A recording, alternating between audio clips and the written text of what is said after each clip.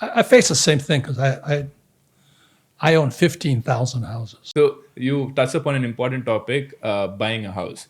And that is a very, very important discussion according to me. And whenever I talk about it, there is always people who disagree with it, right? Because it is so ingrained in our mind that buying a house is the American dream when it comes to US. Yes. And in India, it's like buying a house means finally your life is sorted or life is set. But I differ from that because I feel like if you prioritize of buying a house which you live in very early on in your life, because in India you can't get married if you don't own your own house, Right. because the bride's family will ask for that. Okay, does he own a house? And because of that pressure, young Indian males are buying a house in their mid-20s and getting into 20 to 30-year home loans, which kind of gets them bonded to working 9 to 5 jobs for the next 20, 30 years, which they can't take any risk. Ask you, what are your thoughts about buying a home? Because it's very difficult to convince Indians. And I get a lot of lashback when I say that, don't buy a house, delay that purchase, focus on building assets which pay you more money.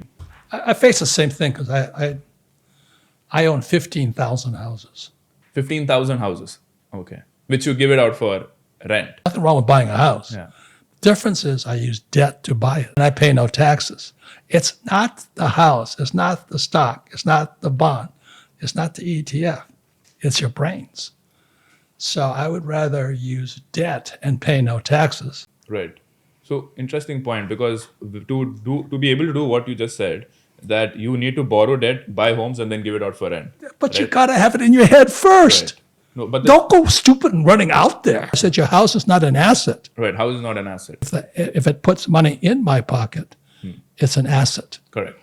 If my house is taking money from my pocket, it's a liability. Yes. Has nothing to do with real estate. Right. Correct. So yeah, for most people confuse that with saying I'll buy the house and I'll only live in it. That becomes a liability, and most people have a very hard time digesting that.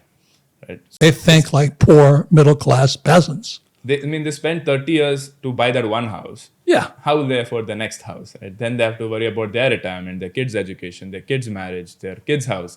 So it's no way winning that game.